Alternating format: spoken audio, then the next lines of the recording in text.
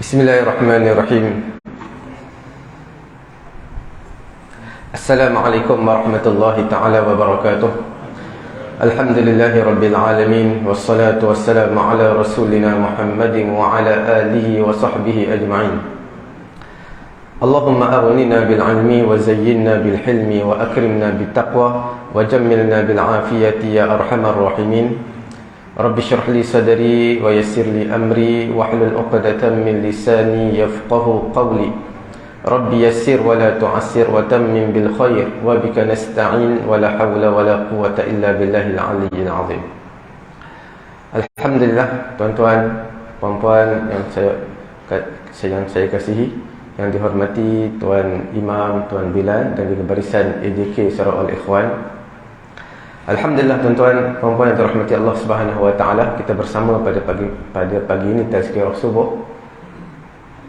Sama-sama kita menghayati satu hukum mengenai dengan fiqh muamalat, iaitu pertandingan ataupun hadiah, ataupun perbincangan kita mengenai dengan judi. Judi ini ada judi yang zaman dahulu, ada judi moden. Dan kedua-duanya kita akan bincangkan insya-Allah taala pada pagi ini. Cuma topik yang kita akan bincangkan iaitu mengenai apa itu pertandingan, iaitu apa itu maisir. Maisir ini adalah al-qimar. Itu dalam bahasa Arabnya. Dalam bahasa Melayu dipanggil judi. Al-qimar, al-maisir, dalam Quran sebut al-maisir. Dalam bahasa Melayu judi. Dalam bahasa Arab al-qimar bukan bil qaf, dengan qaf, bukan dengan kha. Kha khimar, khimar itu makna lain. Ada ha himar, himar itu makna lain. Himar itu makna keldai. Khimar ni satu pakaian, pakaian labuh ataupun tudung, macam tudung. Satu lagi al-qimar dengan qaf, itu makna judi. Kita akan bincangkan juga mengenai definisi judi dan contoh-contoh judi dan juga kemusykilan yang berlaku dalam judi. Bila kita bayangkan judi ini, kita akan terfikirkan mengenai dengan toto, magnum. Itu yang kita akan, itu secara biasanya yang kita sebut judi, tak terlepas daripada perkara-perkara yang demikian. Sebenarnya judi ini boleh berlaku di mana-mana. Boleh berlaku di sekolah, di universiti, di college, di pejabat, tuan-tuan, dalam pertandingan, dalam majlis kahwin, di surau masjid juga boleh berlaku perkara ini. Sebelum kita masuk lebih lanjut, suka saya sebutkan yang pertamanya mengenai pertandingan itu apa dia sebenarnya. Pertandingan ini disebut dalam bahasa Arab disebut al-musabaqah. Musabaqah pertandingan Quran. Musabaqah pertandingan Quran itu makna pertandingan Quran lah. Ataupun disebut sebagai as-sabqu. As-sabqu makna yang menang, yang mendahului. Dalam bahasa, kalau kita semayang ni ada masbuk muwafiq. Kalau masbuk itu yang terlambat, yang didahului, mana ada orang mendahului dia, imam mendahului dia, dia terlambat, masbuk. Kemudian al-musabaqah ataupun pertandingan membawa maksud bertanding, perlawanan, seperti pertandingan bola sepak, ke perlombaan, apa-apa pertandingan, memanah, menembak dan sebagainya. Okey, pertandingan itu boleh kita definisikan, dapat kita simpulkan di sini, skop pertandingan sama ada dalam nas ataupun tidak, dalam Quran, hadis ataupun tidak. Jadi pertandingan ni satu perkataan yang amat luas. Apa-apa pertandingan. Cuma kita bila kita sebut tentang pertandingan, dia meliputi beberapa elemen dan melibatkan beberapa elemen. Yang pertamanya, dia melibatkan kekuatan fizikal. Nak lumba lari, nak lumba basikal, bola sepak, berenang, pertandingan memerlukan kekuatan fizikal. Yang keduanya, bila sebut tentang pertandingan, dia juga memerlukan kekuatan, iaitu kekuatan mental. Siapa lebih cerdik? Macam kita main catur, main chess, siapa lebih cerdik? Dalam memikirkan bagaimana strategi untuk menang. Pertandingan teka-teki, apa-apa pertandingan yang memerlukan kekuatan mental. Dan perkara yang ketiga, pertandingan ini juga ada yang melibatkan kekuatan kemahiran.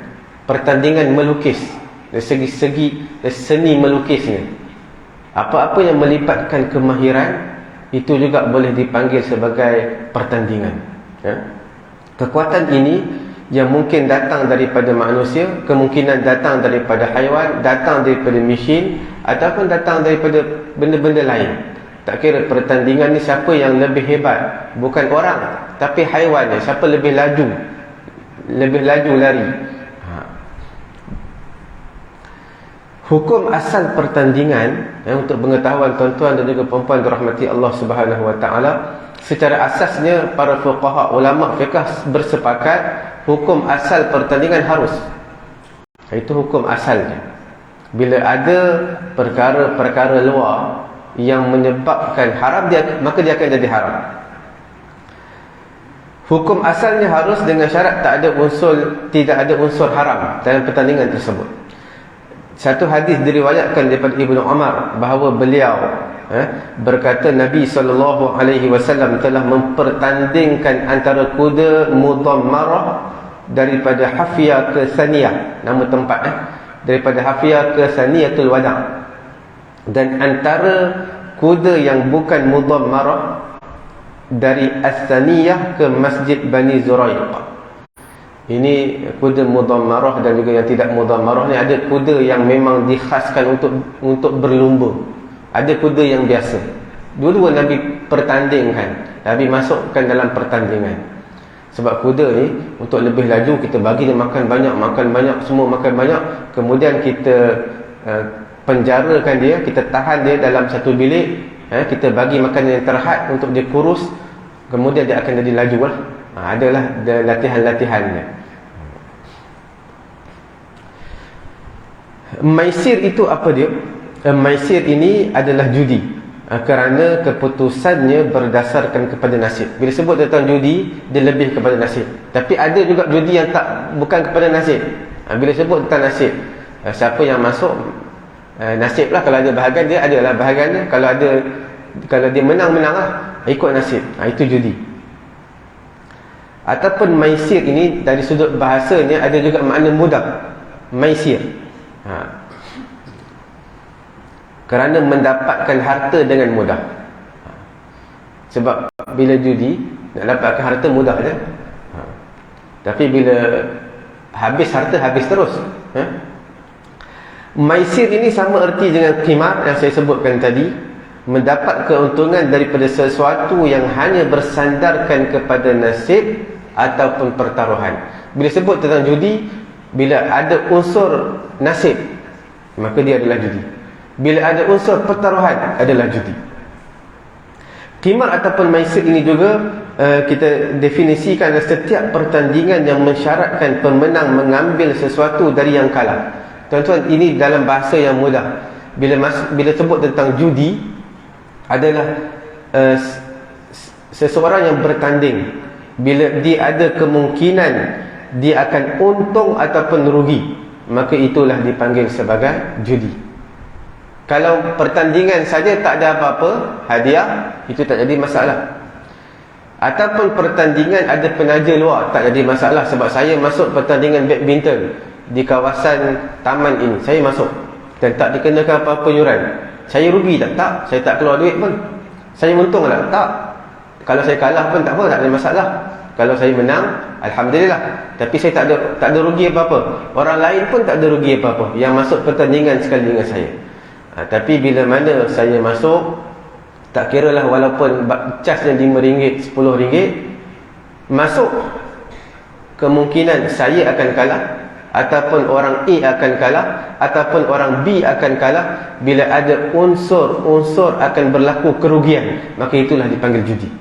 Saya, walaupun RM5, setiap orang masuk pertandingan badminton daripada taman ini RM5, bukan taman ni RM10, nak daftar, masuk, dan kita akan kumpulkan duit ni untuk beli hadiah. Siapa yang menang nombor 1, Johan akan dapat ni, naib Johan akan dapat ni. Jadi yang lain-lain tu dia tak dapat apa, rugilah duit saya masuk. Kalau saya tak menang, itulah dipanggil sebagai judi. Bukan saya yang tak menang je, orang yang menang semua sekali judi. Siapa yang masuk? Dalam qimar ataupun judi ini, ada pihak yang rugi dan ada yang untung di atas pertaruhan. Saya pertaruhkan duit saya, kemungkinan saya dapat lebih banyak, kemungkinan saya akan tak dapat apa-apa. Ini adalah semuanya dipanggil sebagai maisir ataupun judi. Firman Allah Subhanahu wa taala dalam suratul An'am, Allah Subhanahu wa taala berfirman, "Ya ayyuhalladzina amanu innamal khamru wal maisir wal ansabu wal azlamu rijsum min 'amali syaitan." Wahai orang beriman, hanya saja innamal khamru, arak itu, wal maisir, Quran sebut maisir, judi itu, wal ansab, dan juga pemujaan berhala, wal azlam, dan mengundi nasib dengan batang-batang anak panah, rijsun, adalah satu perkara yang kotor, yang keji daripada perbuatan syaitan. Fajtanibu, maka jauhilah perkara tersebut, la'allakum tuflihun, pasti kamu akan mendapat kejayaan. Dalam ayat Quran yang panjang ni ada disebutkan al-khamru, arak, confirm, qat'i, tak ada ulama kata arak ini dibenarkan dalam situasi tertentu, tak ada. Arak ini haram, melainkan dalam darurat. Tak adalah minuman, kalau tak makan, tak minum memang mati, itu cerita lain. Secara umumnya haram. Al-maisir, judi pun qat'i, sebulat suara ulama haram. Sebab apa? Sebab hukum Quran sebut perkataan tersebut. Wal ansab, memuja berhala, wal azlam, cuba nasib. Zaman Arab jahiliah, mereka nak musafir, mereka letak beberapa anak panah dan ada tulisan di situ, boleh musafir, tak boleh musafir. Musafir keesokan harinya, tangguhkan dulu musafir minggu depan. Mereka cabut sebelum musafir, mereka cabut anak panah, tarik. Dia kata musafir esok musafir. Kalau dia kata tak dibenarkan musafir, jangan. Sebab takut nanti ada apa-apa musibah berlaku di tengah jalan. Itu adalah azlam. Itu semua haram. Itu amalan jahiliah. Quran ajar, hadis ajar kita nak musafir, baca doa lah. Doa naik kenderaan, doa pendinding diri, pagi petang, itu yang Islam ajar. Di samping itu, maisir juga diharamkan melalui sabdaan Nabi. Judi ini diharamkan. Nabi SAW bersabda, riwayat daripada Abu Dawud, Ibnu Majah, sesiapa yang bermain judi, sesungguhnya dia telah mendahrakai Allah Subhanahu wa taala. Okey, judi itu apa dia? Apabila diteliti definisi judi daripada para fuqaha yang kita sebutkan tadi, dapat disimpulkan ciri-ciri utama perjudian adalah seperti yang kita akan sebutkan. Yang pertamanya, apabila ada pertaruhan yang dikeluarkan oleh semua peserta, setiap orang nak masuk gelanggang badminton, bayar duit. Bila ada itu nama pertaruhan, keluar duit. Pertaruhan ini yang akan dijadikan sebagai hadiah bagi pemenang. Kita kumpulkan Taman Samudera, RM5 cas untuk bermain badminton, untuk bertanding. Kalau bukan Taman Samudera, cas RM10 untuk kita kumpulkan duit ni untuk beli hadiah. Itu judi. Yang keduanya, setiap peserta tidak terlepas daripada dua kebarangkalian. Dua risiko, dua kebarangkalian. Sama ada risiko dia akan kalah, akan rugi, ataupun dia akan untung, dapat hadiah. Itulah dipanggil sebagai judi juga. Yang pertama apa tadi? Ada pertaruhan, duit dikeluarkan. Yang kedua apa dia? Iaitu ada risiko menang kalah. Itu semua judi. Yang ketiga, seseorang itu akan mendapat keuntungan apabila ia memenangi sesuatu pertandingan, kerana dia akan mengawal pertaruhan peserta-peserta yang lain. Setiap orang masuk bayar RM5, saya menang, saya akan kawal semua sekali duit. Manakala jika kalah, beliau akan menanggung kerugian dan kehilangan harta wang pertaruhan tersebut. Dalam menghuraikan syarat-syarat kita sebutkan tadi, ulama fiqh tidak membezakan antara pertandingan yang melibatkan kemahiran ataupun yang bergantung kepada nasib semata-mata. Tak kiralah apa jua bentuk permainan pertandingan yang seperti yang disebutkan tadi, maka itu adalah haram. Tak kira kemahiran ke, kekuatan fizikal, mental ke, tetap haram. Jadi juga perbezaan di antara pertandingan yang melibatkan pertaruhan yang banyak ataupun sedikit. Tak kira lah RM5 cas untuk satu gelanggang badminton pertandingan ataupun RM1. RM1 ni tak ada nilai. Tuan-tuan pejam mata, duit RM1 jatuh pun ada orang dia biar je. Sebab tuan-tuan nak beli apa RM1? Gula-gula boleh lah. Gula-gula pun kadang-kadang RM1.50. Jadi RM1 tak boleh beli apa. Tak kira 50 sen pun sama, haram. Tak kira sedikit ataupun banyak. Bila sama juga, bukan kata judi, riba pun sama. Riba ni tuan-tuan ambil 10 sen pun haram. Hutang RM1,000, bayar RM1,000 10 sen. 10 sen tak ada apalah, haram juga. Kemudian di dalam semua keadaan yang kita sebutkan tadi, apabila ciri-ciri itu dipenuhi, maka ia akan dikira sebagai judi.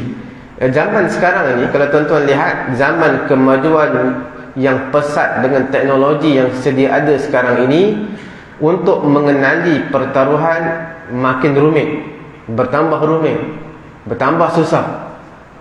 Sebab dulu judi nak main pertandingan kena main badminton, main hoki, main bola sepak. Tapi sekarang taklah, dengan handset, gadget yang kita ada, di seorang masjid pun boleh sambil main game judi. Mengapa semua ini terjadi? Sebab itu saya bagi tahu, dalam judi, dalam muamalat, satu perkara boleh dikatakan fardu ain, tak terlepas. Tuan-tuan semua ada handset, tuan-tuan semua akan berlaku dalam surau dan juga masjid ataupun di rumah-rumah ataupun di pejabat. Pertaruhan dikutip dengan cara tidak disedari oleh para peserta pertandingan. Kemungkinan judi, ada yang kita boleh bayar cash RM5, bayar. Setiap yang nak masuk pertandingan kena bayar. Judi, ada yang dalam tak sedar dia cas secara diam-diam. Mereka menggunakan istilah-istilah lain lah. Seperti wang ni, kita katakan wang penyertaan. Masuk dalam pertandingan badminton RM5. Tapi ini adalah wang penyertaan tau. Bukan kita nak ambil apa-apa, bukan untung-untung apa-apa. Wang penyertaan itu semua term, istilah dia, tuan-tuan. Ataupun ni sebagai yuran pertandingan tau. Tuan-tuan letaklah nama apa sebagai sedekah jariah kepada orang yang menang, sama, haram judi. Itu semua adalah panggilan nama. Nama tuan-tuan boleh ubah, tak jadi masalah. Nama kalau diharam, babi tuan-tuan ubah jadi nama apa pun tetap haram. Sama juga dengan judi ni. Tuan-tuan letaklah pertandingan. Kalau iklan besar-besar, pertandingan, surau akan mengadakan pertandingan badminton untuk jemaah, yuran pendaftaran, yuran penyertaan. Itu semua judi lah. Judi. Tak kira atas nama apa pun. Kadang-kala dikutip secara tidak langsung, seperti mana melalui SMS. Tetapi pada kadar yang lebih tinggi lah. Contoh, SMS selalunya berapa? Contohnya, sekali hantar selalunya 10 sen. Contoh, 10 sen sekali hantar. Tiba-tiba kali ni untuk pertandingan dia cas 50 sen, lebih pada kadar biasa. Itu judi lah. Mana 40 sen lagi? Ambil mana? Selalu cas hantar mesej, SMS ataupun hantar SMS selalunya 10 sen je. Tapi ni sampai 50 sen atau RM1. Asal lain macam tinggi. Itulah kita cas. Dalam kita tak sedar, judi juga. Melainkan hantar mesej 10 sen, nak masuk penyertaan ni pun hantar mesej 10 sen juga. Itu tak apa. Itu dia tak dikira judi. Sebab dia tak ada lebih apa-apa pun. Dalam semua keadaan di atas, jika pada hakikatnya hadiah yang disediakan adalah dari sumber yang dikeluarkan oleh peserta, maka ia adalah dikira sebagai suatu perjudian.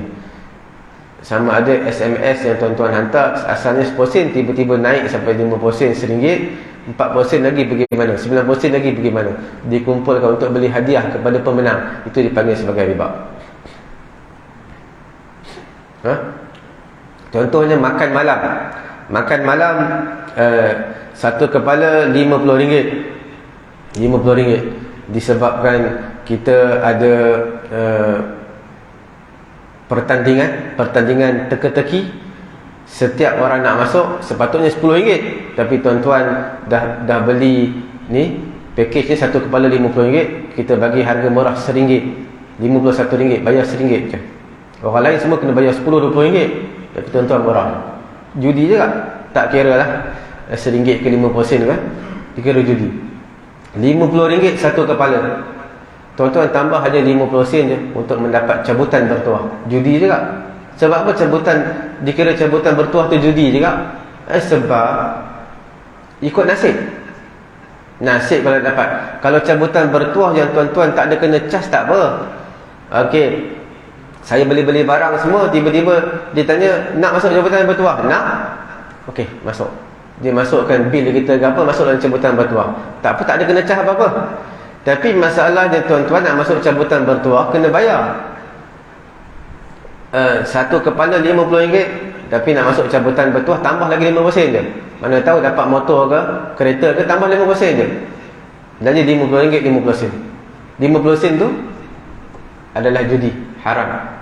Tuan-tuan dapat kereta ke motor tidak diberkati oleh Allah Subhanahu Wa Taala kalau cabutan bertuah tuan-tuan naik.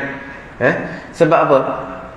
Sebab cabutan bertuah adalah ikut nasib, judi. Tapi tuan-tuan jangan pukul sama rata. Ustaz kata cabutan bertuah semua adalah judi, haram. Tapi kalau dia tak kena cas, tak apa. Dia tak kenakan cas apa-apa. Nak tak masuk cabutan bertuah? Nak. Dia pun bagi nama kita semua masuk dalam peti, dalam box. Tengok dia tarik nombor, ambil nombor, dapat nombor kita. Kita tak ada bayar apa-apa pun. Itu tak apa. Makna kita tak ada, kembali kepada asal tadi, tidak ada risiko kerugian. Kita tak keluarkan apa-apa pun. Bila sebut tentang pertandingan, janganlah tuan-tuan balon semua sama rata. Pertandingan ustaz kata semua haram. Bila ada hadiah aja haram, jangan. Pertandingan ini ada dua. Satu tanpa hadiah. Walaupun ada yuran, tapi tanpa hadiah. Dia harus ada hadiah atau tak ada hadiah? Yuran ada. Kata tadi tak boleh cas kepada peserta pertandingan. Tiba-tiba kali ni ustaz kata boleh pula.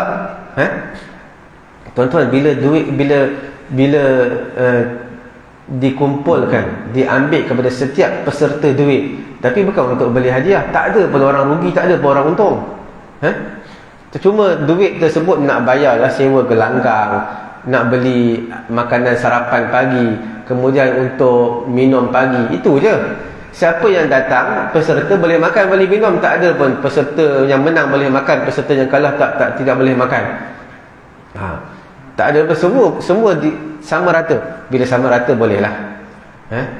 Tadi kata tak boleh ambil cas. Tak boleh ambil cas kalau seorang menang, seorang ambil semua hadiah tu. Ini masalahnya duit dikumpulkan untuk bayar sewa gelanggang, beli makanan, itu dibenarkan, bukan untuk beli hadiah. Jangan tuan-tuan ingat yang saya bagi tahu awal-awal, cas saja kira judi. Tak. Tapi jangan tuan-tuan fikir pula bila ustaz sebut tentang hadiah, pertandingan ada hadiah haram. Ada hadiah haram. Jangan pula sebab ada pertandingan yang ada hadiah tapi tak haram. Kita lihat ada beberapa situasi lah. Situasi yang pertama, hadiah tersebut ditaja oleh pihak yang ketiga. Contoh, jemaah boleh masuk pertandingan. Kita adakan 3 pertandingan, bola sepak, pertandingan bola tampar dan juga pertandingan lumba lari. 3 ni jemaah semua boleh masuk. Dan kita akan sediakan hadiah daripada duit peserta ke tak? Siapa dia? Duit tuan-tuan saya kumpulkan untuk bayar sewa gelak, untuk bayar sewa gelanggang, sebab kita nak sewa tempat ni mahal. Itu je kita guna. Semua dapat sama rata. Hadiah dapat. Hadiah surau yang sediakan. Hadiah pertama, kedua, sama ada lumba lari, bola tampar, bola sepak, semua surau sediakan. Tuan-tuan bayar juga duit, tapi bukan untuk hadiah, untuk sewa gelanggang. Sama rata. Hadiah ditaja oleh surau. Itu tak apa. Okey, sebab tuan-tuan ingat kembali kepada asal tadi yang kita sebut. Tak ada orang spesifik yang untung atau rugi, semua dapat sama rata. Yang untung dia menang tu sebab surau bagi dia. Sebab ada kemahiran dia, mungkin dia lari laju, mungkin dia pandai main bola sepak. Pasukan dia pandai main. Okey. Dekat mall selalu kita pergi ada apa, clown yang kita masuk coin, kemudian boleh ambil dapat anak patung, semua itu judi lah. Sebab apa judi? Yang kita sebutkan tadi, tuan-tuan dah beli coin tu bukan free, bayar. Satu coin RM1, ada yang RM2, kemudian tuan-tuan masuk. Bila masuk ikut nasib lah, kalau dapat, kalau tak. Bila ikut nasib, duit dah habis lah, duit dah keluar lah, RM1, RM2, itu judi. Sama juga game-game yang lain tuan-tuan main. Kalau pergi di mall-mall main game, kemudian dapat point sebanyak ni, akan dapat periuk nasi, akan dapat jam tangan yang murah lah.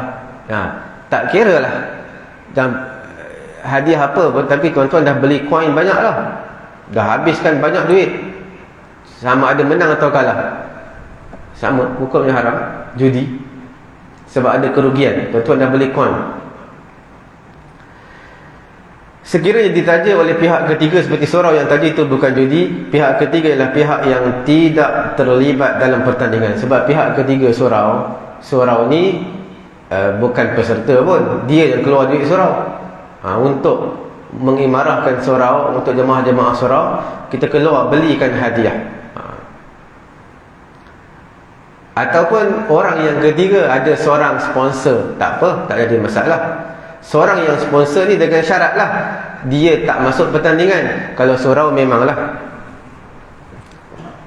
entiti satu surau, memang takkan dia nak masuk pertandingan surau. Tapi kalau orang yang sponsor dengan syarat dia tak masuk pertandingan, jangan pula dia sponsor dia pun join sekali pertandingan, itu tidak dibenarkan. Ulama berpendapat bahawa adalah harus bagi pemerintah ataupun pihak lain menaja hadiah pertandingan, sama ada sumber hadiah tersebut dari Baitul Mal ataupun hartanya sendiri. Macam saya sebut tadi lah, surau ke masjid ke, hadiah ditaja oleh salah satu peserta.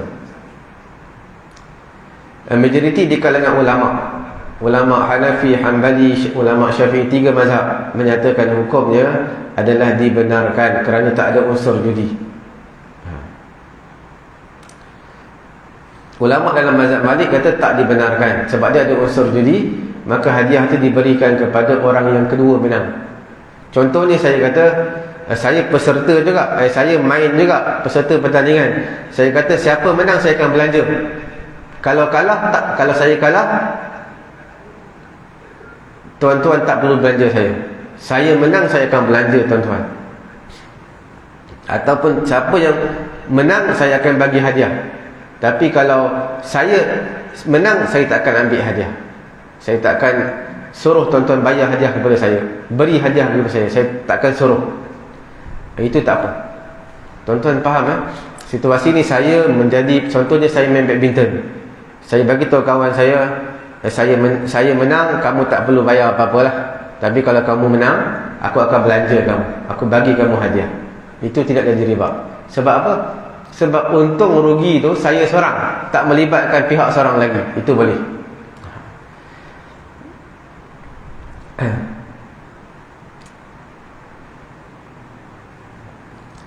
Ini semua berdasarkan sebuah hadis yang diriwayatkan oleh Abu Daud, yang mana Nabi SAW diajak oleh seorang kafir Quraisy bernama Rukanah untuk bergusti dengan hadiah beberapa kambing jika Nabi SAW menang.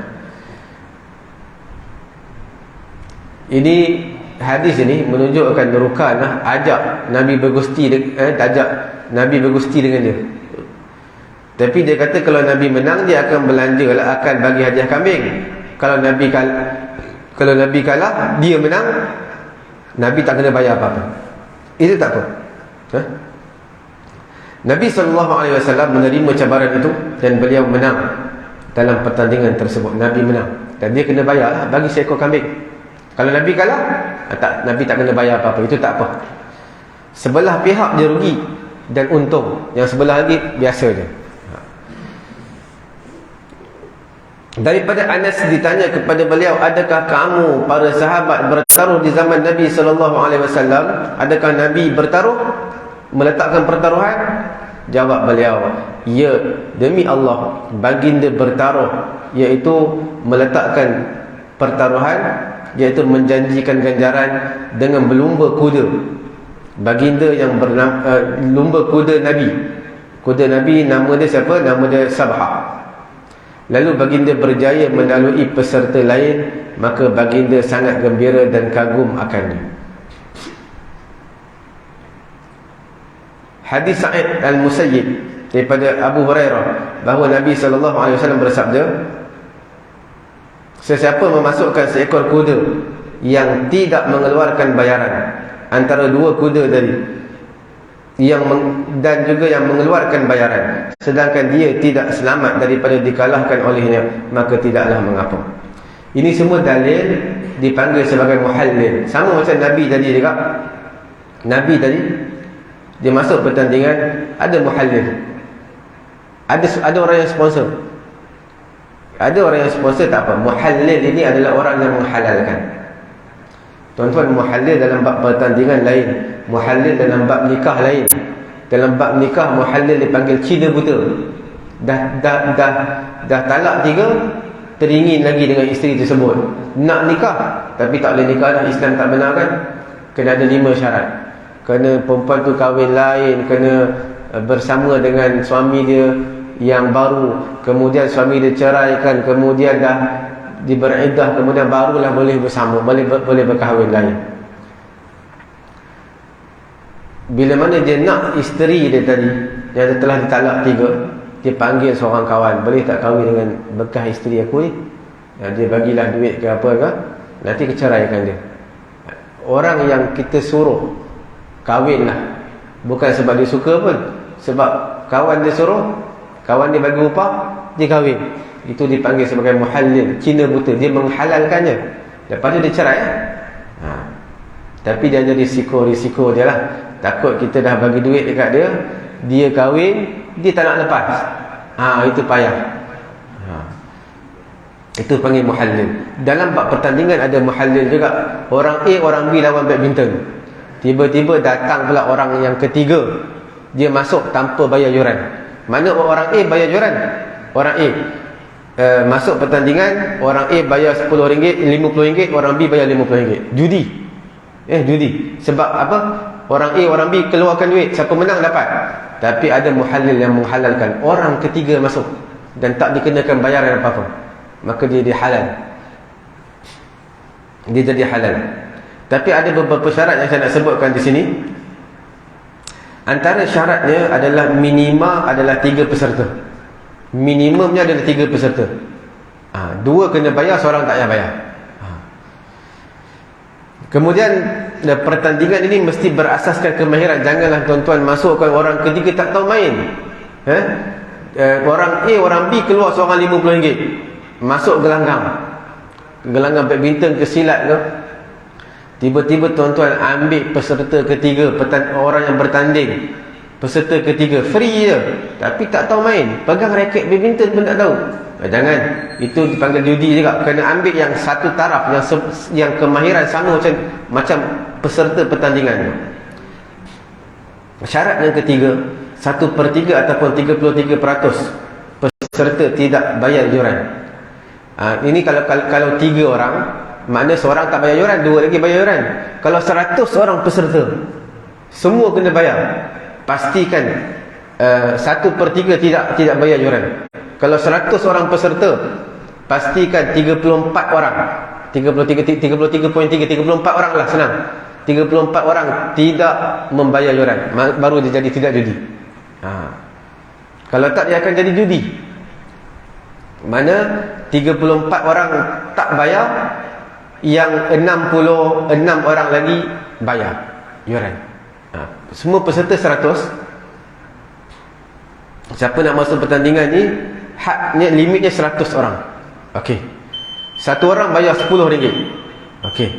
Kita buka sampai kuota 100 orang aja. Setiap orang bayar. Cuma yang terawal, 34 orang terawal free, maka itu tidak dipanggil judi. 1/3 daripadanya. Kemudian peserta yang tidak membayar yuran mesti mempunyai kebolehan untuk bertanding lah. Jangan pula dia tak tahu apa-apa. Kalau dia masuk pertandingan silat, mestilah dia pandai seni kemahiran pertahanan diri. Jangan dia masuk tak tahu apa.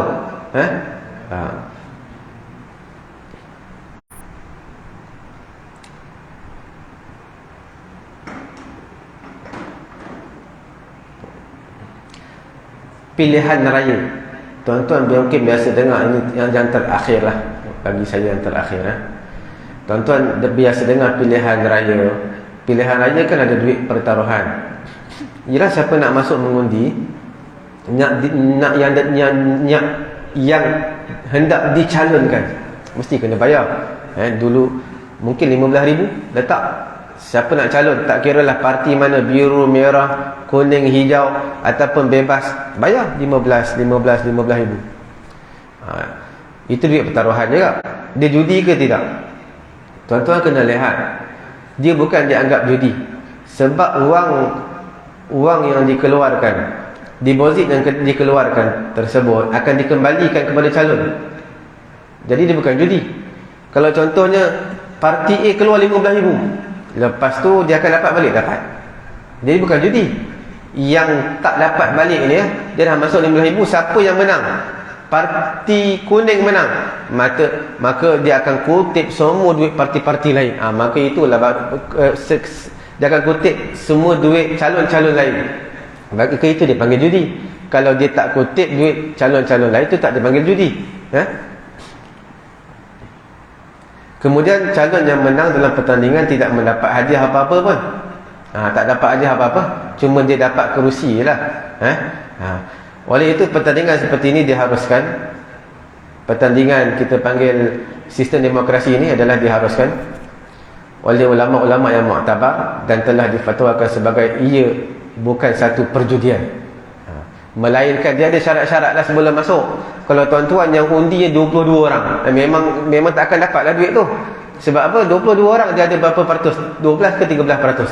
Kalau tuan-tuan tak dapat sokongan 12-13%, hangus lah duit tu. Tujuan dia untuk apa tu? Tujuan dia supaya tuan-tuan sebelum nak masuk, nak calonkan diri, bagilah orang kenal dulu. Masuk ni betul-betul, bukan suka-suka nak masuk dia. Bukan nak pecahkan parti, nak pecahkan parti A, parti B, bukan. Memang tuan-tuan nak masuk atas sebab tertentu. Memang bersungguh-sungguh. Sebab tu dia letakkan harga. Kalau tak, semua bakat masuk lah. Dan ada 30-40 parti, semua bakat masuk. Sebab tu dia letakkan duit. Bila letak 15,000, penyokong ada 15 orang. Memang habis lah duit tu. Kalau lebih daripada 12%, dapat balik duit tu. Membeli baju harga RM90, tetapi untuk menyertai pertandingan, memenangi kereta Myvi atau kereta Proton, kereta kereta Proton lah, apa-apa Proton pun, Myvi ke apa, perlu bayar RM10. Maka judi juga. Tuan-tuan beli baju. Baju ni harga RM190. Okey. Kemudian dia tanya tuan-tuan, nak tak masuk pertandingan apa, melukis ke apa, tapi kena bayar RM10. Kalau tuan-tuan menang, akan dapat kereta Myvi satu. Bayar RM10 je. Judi, haram. Sebab tuan-tuan nak masuk pertandingan kena bayar. Jangan tengok harga baju dah selesai lah, tapi dia bagi cas nak masuk pertandingan lagi, dapat kereta Myvi. Kalau dia kata nak masuk pertandingan ni, free je, tidak kena cah apa-apa. Kalau menang dapat kereta Myvi, itu tak apa. Tapi kalau tuan-tuan beli, dia cah lain pula, itu dikira judi.